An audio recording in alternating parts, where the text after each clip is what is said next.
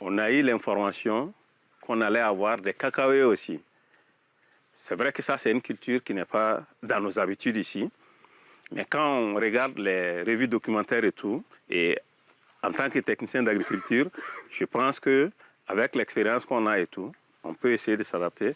Donc, ce qui fait qu'on a pris aussi ces plants de cacaoyers, mais faire en culture associée avec la banane plantain.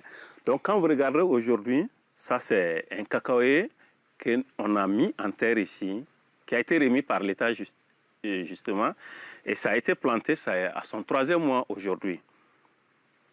L'objectif de cette association de culture, c'est pour que ces cacaoyers qui sont là, comme c'est des plantes, surtout au départ qui sont un peu fragiles, elles ont besoin d'ombre. Donc, l'ombrage du bananier plantain va permettre à la plante de résister mieux. Selon lui, un hectare de banane plantain peut rapporter en moyenne 18 millions de francs CFA. Ces bananiers plantains, si le premier objectif c'est les fruits, et vous captez sur ça, vous faites toutes les opérations correctement et tout, en tout cas ces régimes que j'ai vus, si c'est les mêmes régimes, vous cultivez, vous prenez la productivité à partir de 15 kilos. Ça c'est le minimum. Pour ceux qui vont bien faire, tu vas atteindre même peut-être plus de 20 kilos en allant et tout. Prenez ça, multipliez par 500. Et multipliez par 2500 pieds. Ça, c'est l'hectare? Oui. Dans une plantation de 2 mètres comme ça, vous avez 2500 pieds. Prenons même 15 kilos. 15 kilos par 500, ça te fait combien? 7500. 7500 multiplié par 2500, ça fait combien? C'est un business. La vision du gouvernement à travers l'introduction de ces cultures est d'enclencher la transformation structurelle du secteur agro-sylvo-pastoral et halieutique pour assurer notre souveraineté alimentaire tout en permettant une création d'emplois massifs. Jadis considéré comme improductible sur nos terres, le gouvernement démontre que c'est à l'homme de dompter la terre. À l'INAFA, l'École nationale de formation agricole de Matruku, le ministère de l'Agriculture, des Ressources animales et halieutiques a mis en place une vitrine technologique pour la conduite de certaines cultures spécifiques. Sur une superficie d'environ 3 hectares, les techniciens démontrent leur savoir-faire. En seulement 3 mois, après la mise en terre, les cultures affichent une croissance remarquable. Ah ouais, ce que nous avons devant nous, c'est des pieds de cacao. Voilà, c'est des pieds de cacao. Voilà, que vous voyez devant nous, ça. Voilà, c'est également un pied de cacao. Et ça également. Voilà, c'est la variété Mercedes. La variété Mercedes. Voilà, ça, c'est un pied de bananier plantain. Voilà, c'est des bananiers plantains que vous voyez. Ceci. Voilà. Et le bananier a un cycle de développement très rapide. Et donc, ça va croître, grandir et laisser le cacao. Donc, son ombrage va servir de protection au plant de cacao. Ouais, c'est pourquoi nous avons fait l'association. Le système d'irrigation utilisé est le goutte à goutte, un procédé économe en eau. On peut régler de sorte à ce que l'eau sorte, jaillisse et ça peut atteindre les 2 pieds. Ces pieds, c'est un pied de cacao et ces pieds-là, c'est un pied de bananier plantain. Donc cette manière d'irriguer permet en même temps d'irriguer les 2 pieds. Au bout de 2 à 3 ans, on va espérer avoir quelques caboches de cacao.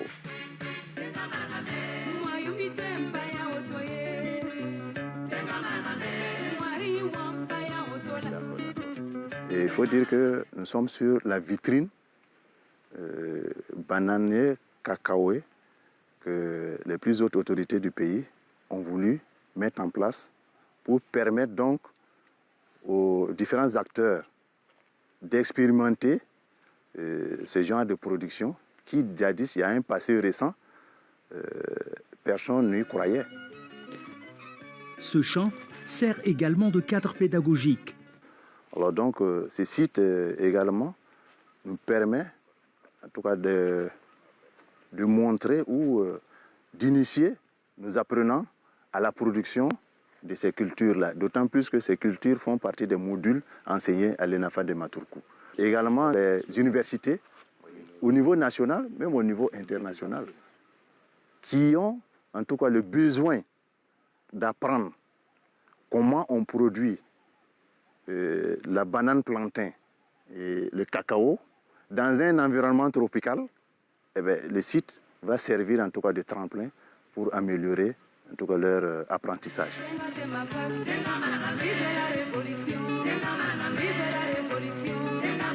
À un jet de pierre de là, une autre vitrine attire l'attention. L'ananas du Faso. Sous ces emballages se cachent de beaux fruits. L'objectif de ce papier, c'est pour protéger le fruit afin de conserver le goût. Parce qu'avec le soleil, ça peut détériorer en tout cas le goût du fruit et ça peut vous donner une fausse maturation suite au coup du soleil. Nous sommes sur une parcelle de 5,5 hectares du ministère de l'Agriculture, des ressources animales et halieutiques, exploitées par le Conseil burkinabé des filières agropastorales et halieutiques. C'est pour répondre à la vision des autorités de ce pays. Nous avons tenu à montrer aux yeux du monde que l'ananas, c'est bien vrai que c'est des plantes des pays côtiers, mais nous avons la capacité et la technicité pour pouvoir faire cette production. Dans ce champ, l'ananas se trouve à différents stades. Maturation, floraison et végétatif. C'est nous qui décidons quand est-ce qu'on veut que la plante prenne fleur et la prise de la fleur, la floraison conditionne maintenant le temps de la récolte. Voilà, si on veut récolter à une date donnée, on calcule cette date avant d'appliquer ce traitement. Donc ça veut dire que là, vous programmez carrément la On production. programme la production. C'est comme vous le voyez, puisque tout ça là, ça a été mis au même moment. Mais comme on veut échelonner les récoltes, on a programmé pour 1,5 hectare. Ensuite, on a programmé 1 hectare et ça, c'est la troisième programmation. Cette bande sera la troisième récolte. Le technicien affirme que la culture de l'ananas est hautement rentable. Nous attendons un rendement de 80 tonnes à l'hectare. En termes de revenus attendus, en moyenne, nous attendons 31 millions à l'hectare, soit 158 millions sur les 550. La physionomie du champ présage de bonnes récoltes. Plus la plante a une grande envergure, plus le fruit est énorme.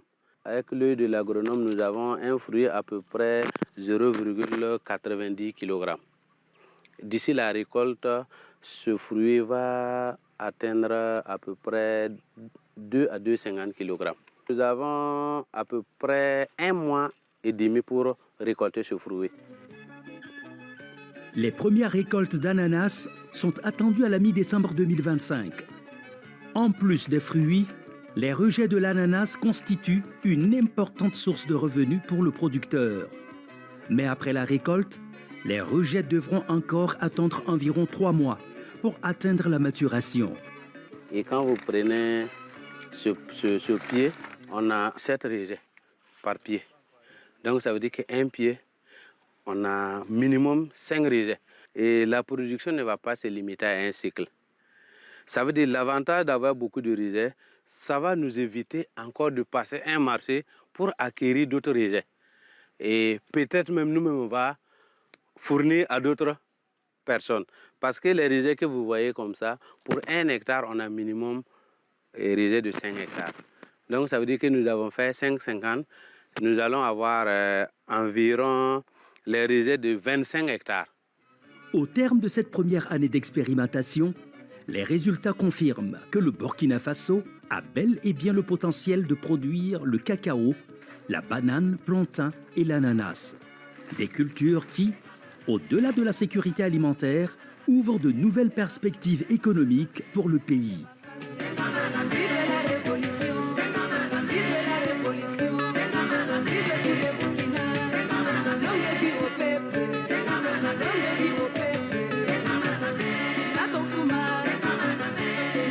Bye bye.